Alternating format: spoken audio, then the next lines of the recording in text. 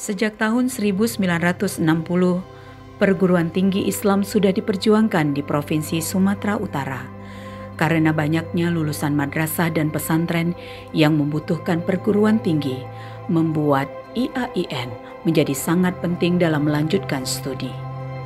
Hingga pada tanggal 19 November 1973, IAIN Sumatera Utara resmi didirikan. Seiring berjalannya waktu, pada tahun 2000-an, upaya pengembangan dari pimpinan dan sivitas akademika yang bertekad untuk mengalihkan status IAIN Sumatera Utara menjadi UIN Sumatera Utara.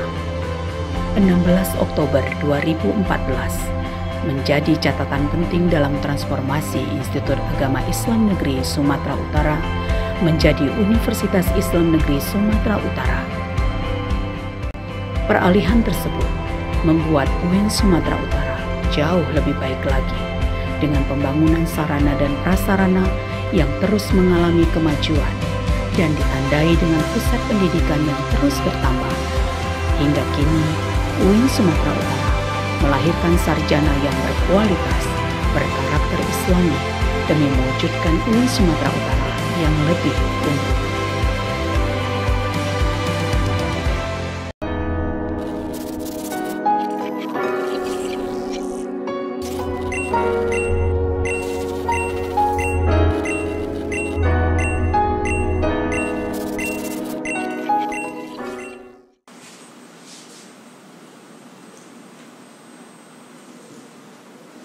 Jumpa lagi duduk bareng delegasi program podcast media delegasi bersama saya Mario Agus Salim. Assalamualaikum Horas. Kita akan berbincang-bincang tentang UIN Sumut, UIN kita, kampus Wahdatul Ulum dan Moderasi Beragama. Mewakili Rektor Universitas Islam Negeri Sumatera Utara, Profesor Dr. Sahrin Harahap MA. Bersama kita saat ini di studio mini delegasi telah hadir Wakil Rektor 3, Bapak Dr. Mispul Khairi MAG. Selamat datang dan terima kasih atas perkenan kehadiran Bapak. Apa kabar? Assalamualaikum warahmatullahi wabarakatuh. Baik dan Horas. Baik. Bapak Mispul Khairi adalah putra kelahiran Tanjung Beringin, Serdang, Bedagai, 6 April 1972.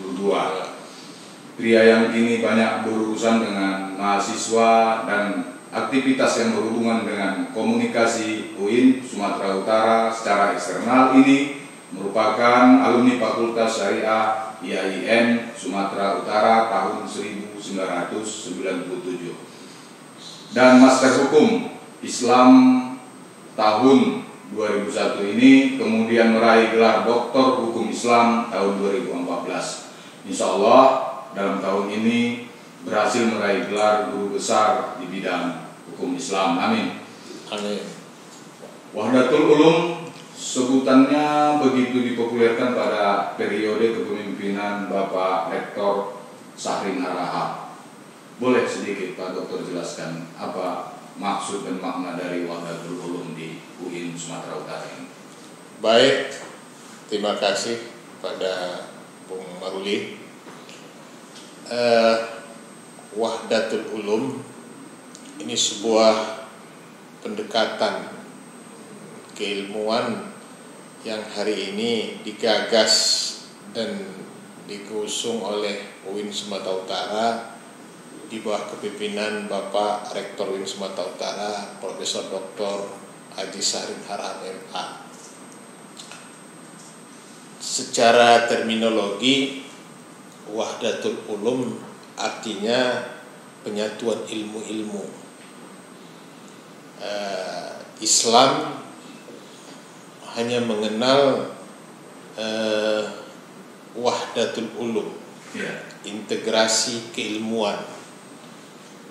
Islam tidak mengenal dikotomi dari ilmu-ilmu. Ilmu yang dimaksudkan itu adalah adanya penyatuan ilmu agama dan ilmu umum. Secara prinsip Ini sudah jelas diatur oleh Al-Quran, diatur oleh nas Al-Quran dan hadis.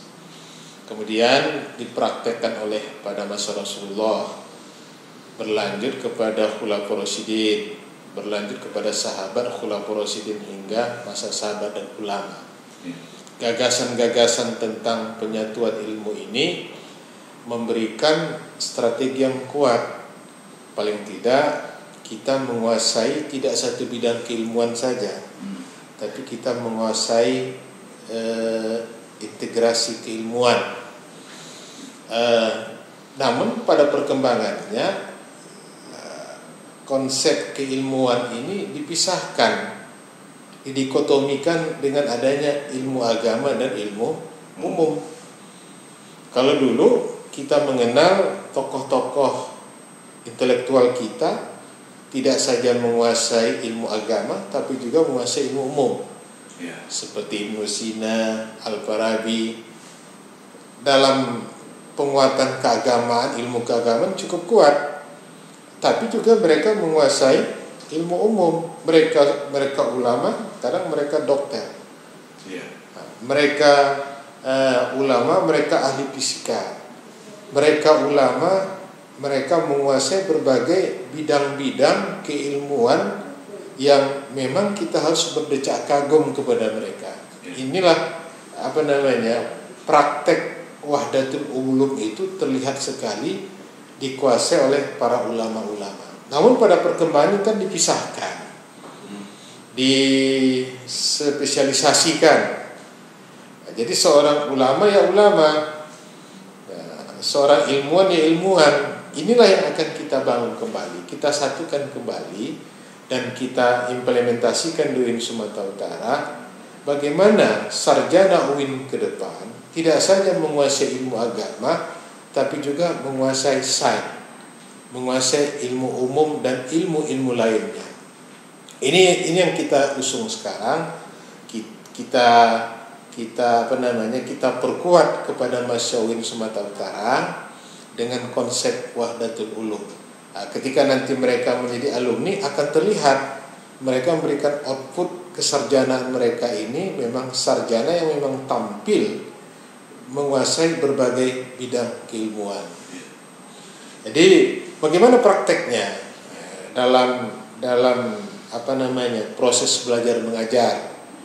Nanti sekarang ini kan lagi kita godok, misalnya katakanlah misalnya seseorang mahasiswa atau mahasiswa saintek misalnya di Fakultas Saintek, mereka menguasai saintek, ilmu-ilmu yang terkait dengan saintek, tapi mereka juga diperkuat dengan ilmu agama.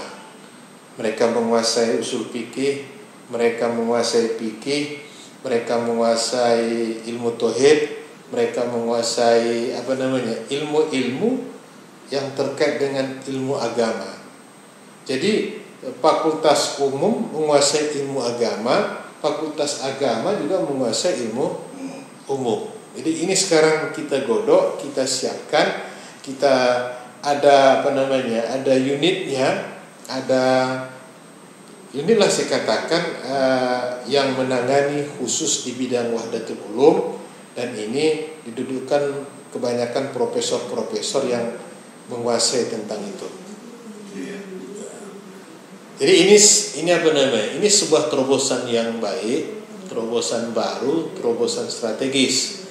Jadi dalam konteks lapangan pekerjaan, alumni kita ke depan memang siap pakai dan terukur dengan konsep yang kita perkuat dengan pendekatan wahdatul ulum ini. Jadi begitu. Ya, fakultas yang ada sekarang dikelola UIN Sumatera Utara gimana, Pak? UIN Sumatera Utara hari ini mengelola 8 fakultas. Pertama fakultas agama dan fakultas umum. Fakultas agama itu adalah syariah, tarbiyah, dakwah dan usuluddin. Sekarang ada penambahan 4 fakultas, FKM, Saintek, PB atau bisnis, dan FKM. Insya Allah ke depan kita akan buka fakultas kedokteran, menyusul fakultas-fakultas yang lain. Sehingga hari ini yang dulu IAIN satu lembaga yang menguasai satu disiplin ilmu agama, tapi sekarang sudah menjadi universitas. Universitasnya adalah menguasai seluruh bidang keilmuan. Secara umum saya katakan tadi adalah ilmu agama dan ilmu sains atau ilmu umum. Jadi cukup jelas terlihat program-program studi di berbagai fakultas setelah IAIN menjadi UIN memang terbungkus di dalam Wahdatul Ulum itu. Lalu bagaimana dengan dukungan dari moderasi keberagamaan itu? Baik, jadi pendekatan Wahdatul Ulum ini kan memperkuat keilmuan, memperkuat output, memperkuat hasil yang dicapai ke depan, dan memperkuat persiapan terhadap sarjana-sarjana kita ke depan, sehingga memang dibutuhkan oleh bangsanya, negaranya, bangsanya, agamanya, masyarakatnya. Ketika mereka diminta, mereka tampil ke depan sesuai dengan keilmuan yang dapatnya di UIN Sumatera Utara. Selain Wahdatul Ulum, UIN Sumatera Utara juga hari ini menjadi pusat moderasi beragama. Jadi kita sudah mendeklarasikan tadi Wahdatul Ulum, yang kedua pusat moderasi beragama. Apa yang dimaksud dengan moderasi beragama adalah bagaimana kita menciptakan mengupayakan pikiran, cara berpikir, cara bersikap, cara bertindak, bahwa memandang agama itu dalam konteks moderat. Jadi kita bukan memoderasi agamanya, tapi kita memoderasi cara pandang kita, cara berpikir kita, cara pandang kita, cara bersikap kita. Sehingga kita tidak meletakkan cara pandang beragama itu terlalu radikal, terlalu berlebihan, terlalu mengenyampingkan keadilan, persamaan, dan lain-lain sebagainya. Inilah substansi daripada moderasi beragama. Jadi oleh karena itu, ini tidak saja menjadi gagasan UIN Sumatera Utara, tapi ini kan sebenarnya memang keinginan negara kita, keinginan pemerintah, keinginan Kementerian Agama di tengah pluralis agama, di tengah masyarakat yang cukup majemuk. Ya, cara ataupun instrumen yang paling tepat menjaga atau mengawal kebinekaan adalah dengan konsep moderasi beragama. Islam sebagai masyarakat mayoritas ya harus mengkedepankan cara pandang, cara berpikir, cara bersikap yang moderat.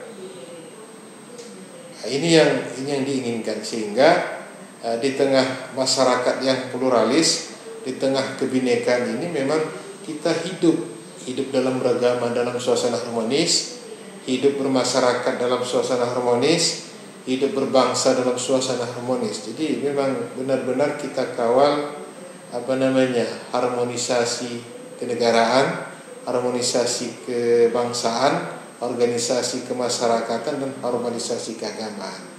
UIN sebagai salah satu lembaga perguruan tinggi keagamaan Islam negeri harus menjadi garda terdepan. Jadi oleh karena itu kita sudah mendirikan pusat moderasi beragama.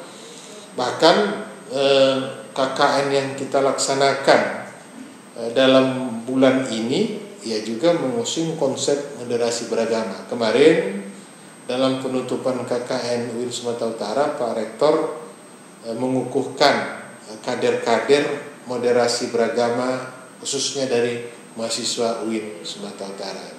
Jadi mahasiswa kita ini ketika mereka bergaul di masyarakat harus mempunyai cara berpikir, cara berpandang, cara bersikap, bahwa mereka harus meletakkan diri mereka sebagai mahasiswa yang moderat, mahasiswa yang wasatiyah, mahasiswa yang harus meletakkan keadilan, mengedepankan keseimbangan dan lain sebagainya. Ini menjadi program yang memang kita prioritaskan di UIN Sumatera Utara.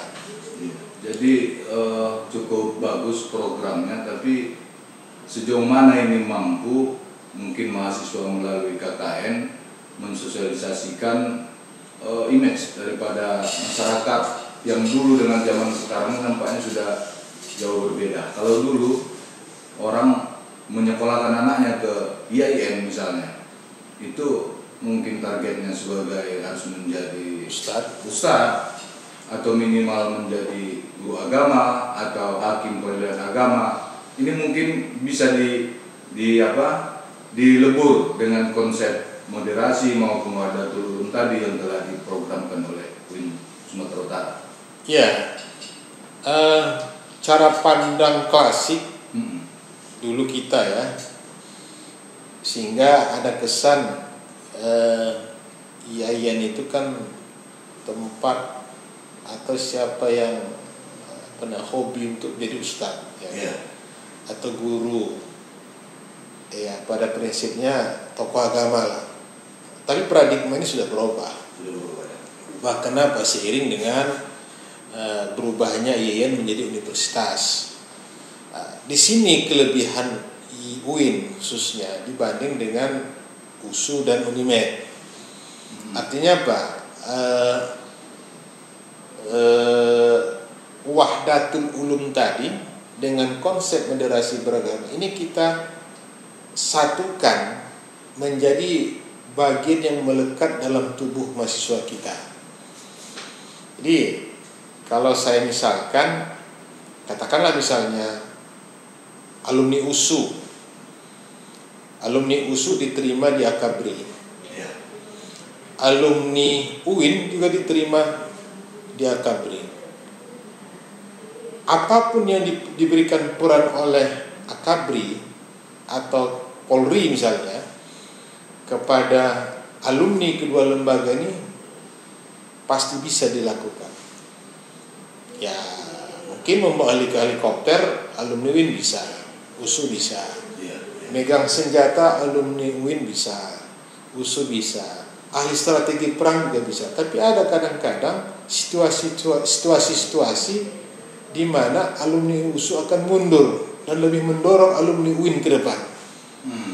Tiba sholat Jumat tidak ada khotib, ya pasti akan disuruh alumni, silahkan Bapak menjadi khutbah karena Bapak alumni UIN. Kami tidak diajarkan begitu, kan begitu. Ketika misalnya imam sholat tidak ada yang lain, ya pasti alumni UIN yang tampil. Nah, ini artinya apa? Wahdatul Ulum itu terlihat, penyatuan antara ilmu agama dan ilmu syar'i itu terlihat. Ini melekat kepada alumni UIN ke depan. Begitu juga moderasi beragama.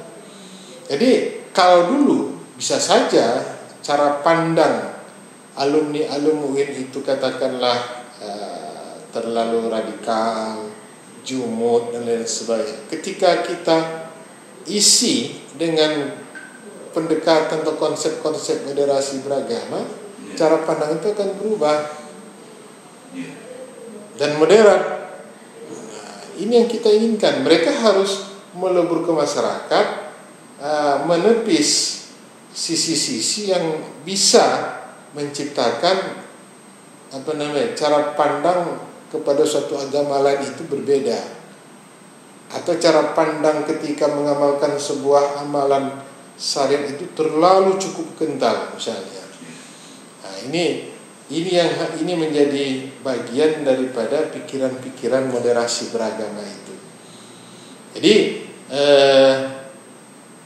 karena ini adalah masa kopi, jadi kadang-kadang sulit ruang untuk berinteraksi ke masyarakat karena agak sulit hari ini karena PPKM dan lain sebagainya. Proses belajar mengajar tetap dilakukan melalui media online ataupun daring kan. Begitu juga kemarin KKN, UIN Sumatera Utara melakukan KKN sebanyak hampir 7.000-an, 6.700 lebih. Ada yang di Malaysia, ada yang di Aceh, ada yang di Padang, ada yang di Pekanbaru, yang tersebar, yang memang sudah saatnya mereka melakukan KKN. Kita buat KKN dari rumah. Artinya apa? Misalnya di Asahan, berapa orang anak UIN di situ yang stambuknya sama? Yang mereka itu siap untuk melakukan KKN. Kita buat kelompok-kelompok. Jadi pendekatannya seperti itu. Jadi topik-topik, gagasan-gagasan Wahdatul Ulum dan moderasi beragama itu kita sampaikan. Nah, jadi atas dasar itu di tengah COVID ini animo masyarakat umum untuk memasukkan anaknya ke UIN Sumatera Utara itu luar biasa. Tetap kita berikan kuota karena keterbatasan tempat, keterbatasan ruang kuliah. Kita tidak bisa terima sebanyak-banyaknya, tapi kita batasi. Jadi berapa tahun ini? Tidak lebih sekitar 7.000 mahasiswa yang tahun 2021. Nah itu. Jadi sekarang jumlah keseluruhan mahasiswa UIN itu sudah 37.000 orang. Luar biasa. Jadi termasuk kategori besar dengan pendapatan BLU juga yang besar, sama dengan Jakarta, UIN Jakarta, UIN Malang, UIN Makassar, UIN Bandung, dan lain sebagainya. Untuk menerapkan konsep Wahdatul Ulum dan moderasi keberagaman, saya kira kampus 4 Tuntungan Deli Serdang dengan fasilitas yang mewah, yang cukup modern, sangat mendukung terhadap program ini. Apa saja yang ada di kampus 4 Tuntungan itu sekarang, Pak Dokter? Iya, kampus 4 Tuntungan ini kan standar Eropa ini, karena dibangun oleh IDB, bantuan IDB seluas 18 hektar, 10 hektar kita bangun kampus. Jadi ada 4 fakultas umum kita pindahkan ke sana. Saintek, FKM, PIS dan PIS dan PB. Fasilitas dilengkapi semuanya. Jadi memang kalau Bung Maruli ke kampus 4, ya kalau dibandingkan dengan kampus yang ada di Sumatera Utara, ya sudah pasti ini terdepan. Dari aspek fisik ya, aspek bangunan dan fasilitas-fasilitas yang ada. Jadi sudah terpenuhi. Bahkan semalam kita meresmikan lab laboratorium untuk Saintek, untuk Saintek dan FKM. Bahkan kita akan nanti bisa membuka PCR COVID. Nah, jadi tidak saja UIN Sumatera Utara juga akan membuka itu. Diresmikan oleh Pak Gubernur Sumatera Utara dengan menghabiskan anggaran 40 miliar daripada penyediaan fasilitas lab itu. Jadi ini bantuan hibah dari IDB, bukan bantuan PBD ya, bukan dana BLU yang kita pakai, tapi memang bantuan hibah dari IDB. Jadi kita ya bersyukurlah. Artinya Sumatera Utara, UIN ini menjadi aset Sumatera Utara kan, menjadi aset umat Islam, menjadi aset kemajuan peradaban Sumatera Utara, terlebih masyarakat di Tuntungan. Jadi bayangkanlah ketika nanti misalnya kita sudah berada di zona hijau, zona aman, 15.000 masyarakat pembelajar itu akan masuk ke Tuntungan.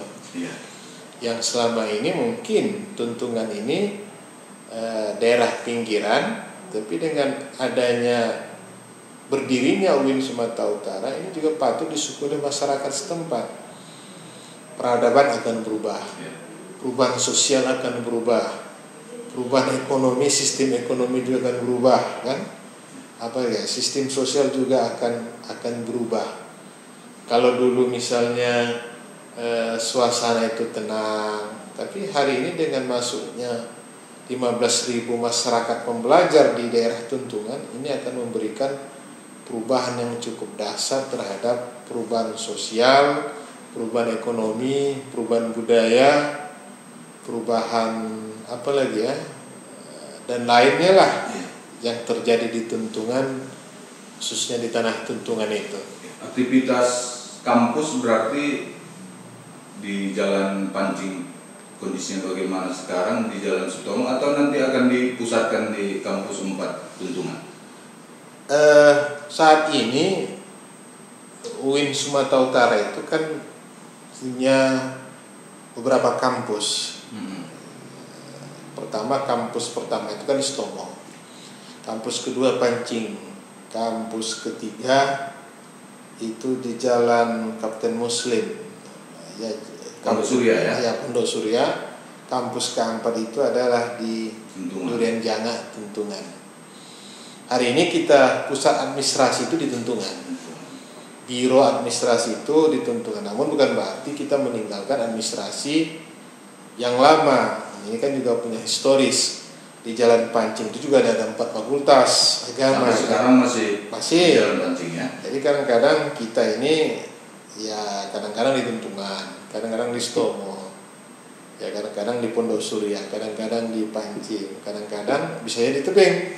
Nah, kampus Tebing bisa Pak Dokter ceritakan? Ya, Tebing ini sejarahnya begini. Ada tanah bangunan dari Akbid, tapi tidak dikelola lagi oleh pemerintah daerah, diserahkan kepada kita. Ya, dalam rangka mencerdaskan kehidupan, dalam mencerdaskan pendidikan masyarakat, ini harus kita akomodir. Sehingga itu akan kita buka untuk prodi ilmu komunikasi, kemudian ekonomi bisnis Islam dan tarbiyah. Nah, jadi kita juga akan buka mungkin dalam minggu ini akan proses pendirian mahasiswa baru akan dilakukan, tapi tidak banyak, hanya satu lokal lah. Masih terbatas ya. Artinya apa? Kita akan membantu masyarakat Tebing, katakanlah Tebing, Sergei, Siantar yang ingin kuliah ke UIN, kita buat semacam kampus yang pengembangan kampus. Jadi mereka pun tidak terlalu jauh ke Medan. Jadi ini juga dalam membantu masyarakat, di samping memang tujuan utamanya itu adalah mencerdaskan pendidikan masyarakat itu sendiri. Iya. Di kampus Sutomo aktivitas S1 apa? Kampus Tomo itu pasca S2 dan S3. Iya. Jadi samping ada masjid, di samping ada biro rektor, ada aula, juga ada kampus pasca sarjana S2 dan S3. Baik Pak Dokter, mungkin kita sudah berada di penghujung, tapi yang jelas sesuai dengan uraian panjang daripada Wakil Rektor 3 UIN Sumatera Utara Pak Dr. Miskul Khairi MAG, bahwa jelas konsep Wahdatul Ulum dan moderasi keberagamaan yang dikemas dalam berbagai fakultas yang kini tengah dikelola oleh UIN Sumatera Utara, mahasiswa atau alumni tidak hanya mengenal pengetahuan umum, tetapi tetap diiringi dengan pengetahuan agama, sehingga di masyarakat ya keberadaan alumni UIN Sumatera Utara pasti lebih diperhitungkan. Asal kita tidak berharap alumni UIN itu semata-mata harus bisa menjadi aparatur sipil negara atau PNS, tetapi bagaimana bisa mengabdikan ilmunya di tengah masyarakat. Terima kasih telah bersama delegasi podcast. Penonton sekalian tetap mematuhi protokol kesehatan demi keselamatan dan kesehatan kita bersama. Media delegasi cerdas, elegan, aspiratif. Wassalamualaikum warahmatullahi wabarakatuh. Horas. Assalamualaikum.